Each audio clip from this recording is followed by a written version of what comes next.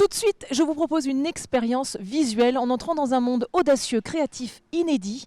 C'est parti pour le Salon des Arts Plastiques, ici au Mans, à la salle Paul Courboulet. Suivez-moi. Nous voici arrivés à la salle Paul Courboulet. Je suis avec Monsieur Huet. Monsieur Huet qui est l'organisateur de ce magnifique Salon national des Arts Plastiques. Bonjour. Bonjour.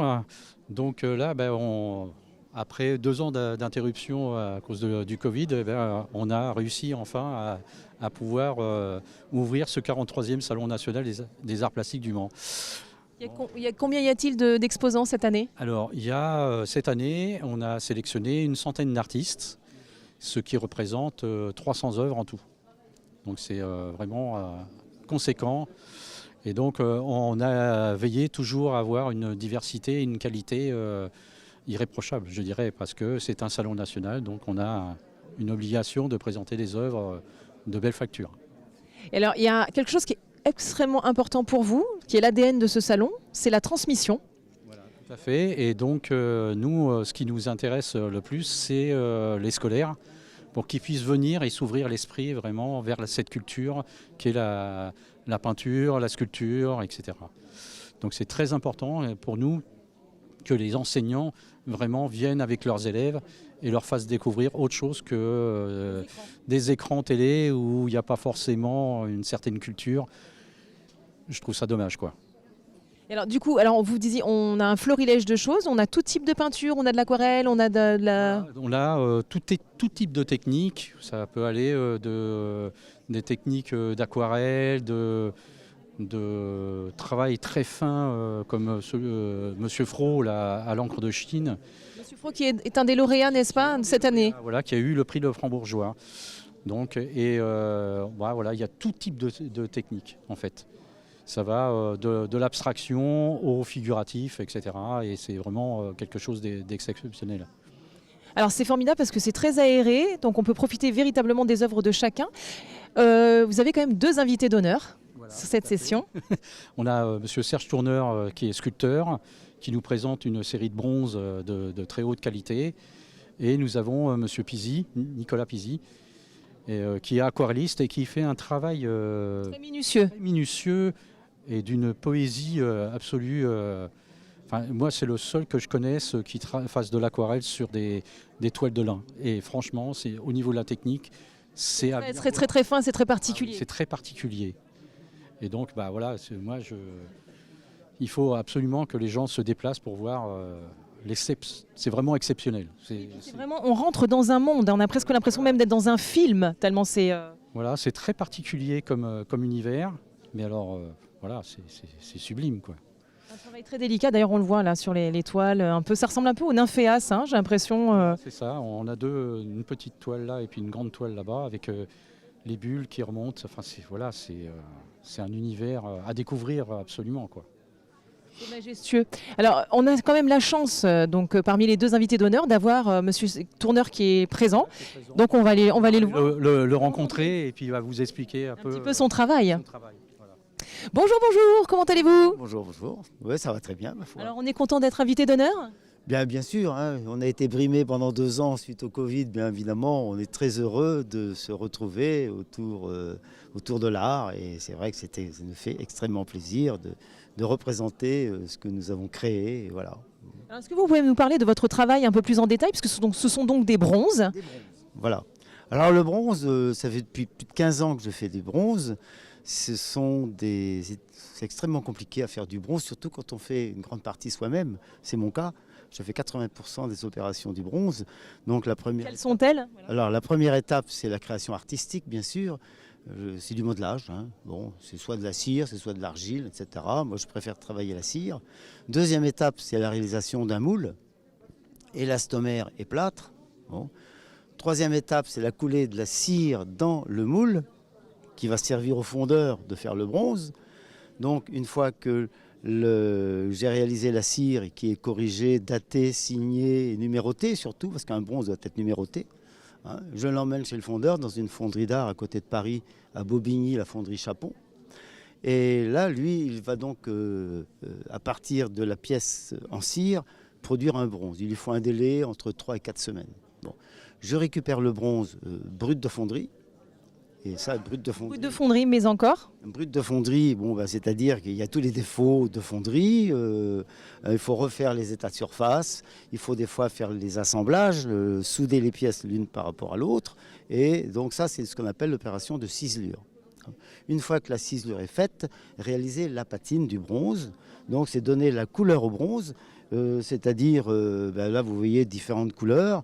Et pour obtenir ces patines-là, ce sont des produits oxydants à chaud. Avec un chalumeau, je chauffe la pièce et je vais ainsi poser les oxydants qui sont dilués dans de l'eau pour obtenir des différentes couleurs. Donc les couleurs, je ne peux pas faire un rouge cerise comme ça, bien sûr. La majorité des couleurs, vous les avez ici, ça va du brun au brun foncé, au vert, au bleu, oui. presque bleu. Voilà. Donc toutes les opérations sont extrêmement délicates et qui demandent un savoir-faire. Il faut des années pour arriver, et même je suis sûr qu'on ne domine jamais la patine, il faut du temps. Moi, je suis toujours dans l'expérimentation. Je fais des expériences, des fois je rate, mais des fois c'est bénéfique. Il y a des erreurs qui sont bénéfiques. Qui deviennent... Oui, par exemple le noir, c'était très difficile à trouver le noir. Une fois, en faisant une erreur, j'ai trouvé le noir et ça m'a servi. J'ai noté. J'ai noté pour ne pas oublier pour faire la patine. Voilà. Formidable. Entre le coup de crayon et la pièce finie, il faut un délai de 3 mois. Ah, tout de même. Et donc on peut vous passer commande, c'est-à-dire si on a envie d'un objet en particulier. Bien sûr, mais là il faut du temps. Parce qu'une commande, c'est-à-dire qu'il faut réfléchir sur la création et puis toutes les étapes que je vous ai expliquées, les 6 étapes pour réaliser le bronze. Et donc si on veut vous trouver, on vous trouve où? Alors donc, j'ai une petite galerie à côté de Saint-Cénry, à Saint-Cénry-Géré, qui est un beau petit village qui est à 50 km d'ici, qui est d'abord classé l'un des plus beaux villages de France. Et vous faites la promo en plus de votre village. Oui, parce que c'est un très beau village, Et l'été, il y a pas mal de monde qui circule dans ce village. Et là, bon... On peut vous trouver dans votre atelier et voilà. Alors, et venir admirer pas mon atelier, parce que mon atelier n'est pas ici, parce que vous imaginez que pour réaliser les bronzes, il faut de l'espace. Et je n'ai pas cet espace-là à Saint-Cénry. Et mon atelier est à côté de l'Aigle, à Saint-Ouen-sur-Iton. D'accord, donc en fait, on vient admirer vos œuvres. Voilà. Très bien, très bien. Mais écoutez, merci beaucoup, Monsieur Tourneur. Je vous laisse, parce qu'il y a du monde, je pense qu'il y a plein de gens qui ont envie d'apprendre des choses aussi sur le bronze. Je continue mon petit tour. Mais merci beaucoup. Merci de votre visite. Merci. Merci. J'ai perdu Monsieur Huet. Ah non, Monsieur Huet est là. Monsieur Huet, mais qu'est-ce que c'est que ce travail? On continue le tour. Et puis alors, il paraît qu'il y a des lauréats cette année. Et il y en a une que je vois, là, que j'aperçois. On va aller voir son travail, non? Absolument. Alors, je vous suis. Alors attendez pour parler dans le micro, sinon on ne vous entend pas. Alors quel est votre nom, vous? Micheline Barré-Vaury. Enchantée, Micheline. Alors expliquez-nous un petit peu votre travail. Aquarelle, moi je fais de l'aquarelle. Et sans modèle souvent, comme ça. C'est votre inspiration, comme ça vous vient? Inspiration comme elle me vient. Je fais des collages. C'est de la création. C'est pour ça que j'étais très contente d'avoir ce prix de la création, parce que le nom création me va bien. Si à merveille. Ouais, complètement. Depuis que je suis née, je crois que je cherche la création. Voilà. En tout cas, c'est joli parce que c'est très très coloré. Souvent l'aquarelle, on a l'impression que c'est un petit peu des couleurs un petit peu plus douces. Ça bouge. On en sort de tout ça. Autrefois, c'était très doux, très pâle, etc. Et là, ce sont des pigments, donc... C'est toujours de l'aquarelle. C'est des pigments. Je travaille beaucoup avec des tubes plutôt qu'avec des godets parce que c'est plus facile d'avoir beaucoup de pigments. Mais on peut aller très très fort. C'est très joli. Il y a même des choses un petit peu brillantes. C'est du collage. Ouais, ça ressemble au printemps, aux papillons, aux petites fleurs. Ah oui, aux papillons. Moi, ça m'évoque des papillons, effectivement. Pourquoi pas? Oh oui. Non, on peut faire très très fortement coloré avec l'aquarelle. Je crois qu'on sort de cette pâleur. Oui, ça vous va bien. D'ailleurs, je vois que vous êtes assortie à vos tableaux, vous êtes toutes colorées. Merci beaucoup, Micheline. Je vous en prie, merci à vous. Au revoir. Super. On va peut-être pouvoir continuer. Je vais vous présenter en fait les derniers lauréats. Oui. Vous avez Sylvie Landel. Donc il y a eu le prix du salon. Prix du salon, d'accord. Le salon, en fait, c'est le prix le plus haut. Donc, décerné. Voilà, qui a été décerné, pas nous, mais le jury. Oui. Voilà. Le jury qui est composé En fait, cette année, il y avait 4 personnes qui étaient membres du jury. Et donc, il y en a 2 vraiment du milieu artistique et ensuite les 2 lauréats qui ont participé. L'année précédente. Voilà, de l'année précédente. Voilà. Donc là, ce sont on est sur un travail. de pastels, donc c'est cela. Et donc c'est d'une qualité aussi. On travaille. Très Voilà, méticuleux aussi. voilà, il y a un très très gros travail sur la lumière, etc. C'est absolument sublime.